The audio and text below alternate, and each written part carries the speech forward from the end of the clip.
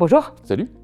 Dans le monde du médico-social, on adore aborder des grands concepts. Et le mot contrib du jour, intelligence collective. On est souvent beaucoup à travailler dans le médico-social, mais pas vraiment ensemble. C'est vrai que les personnes accompagnées, elles n'ont pas plusieurs vies. Une médicale, une sociale, une psy, c'est leur vie quoi. Elles vivent tout à la fois en même temps. Donc, elles ont besoin qu'on pense tout à la fois en même temps. Alors l'intelligence collective, c'est quoi? C'est la capacité d'un groupe à chercher, à comprendre et à décider ensemble plutôt que tout seul. Pas pour faire joli, mais concrètement pour améliorer la qualité de vie des personnes accompagnées, de leurs proches et, soyons honnêtes, notre propre qualité de travail.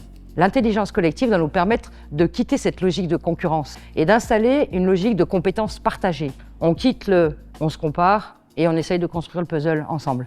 Et dans cette logique, la pluridisciplinarité, enfin plus particulièrement la transdisciplinarité, ça n'est pas juste additionner nos bilans ou nos évaluations, mais réellement co-construire une vision commune. On prend un exemple.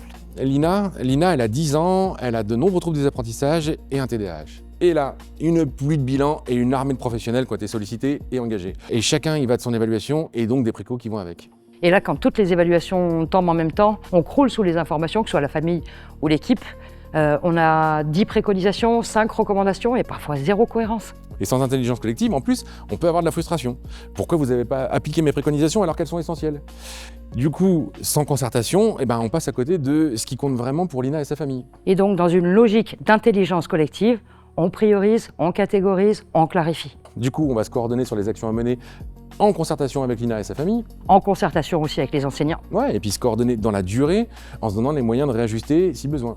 Et du coup, pour la famille, moins de charge mentale, une vraie reconnaissance de leurs compétences. Et on propose à la famille de Lina et à Lina un plan clair, cohérent et non plus un empilement d'injonctions. Finalement, l'intelligence collective, c'est pas un outil magique. Ouais, c'est pas non plus de réunions. C'est plus de concertation.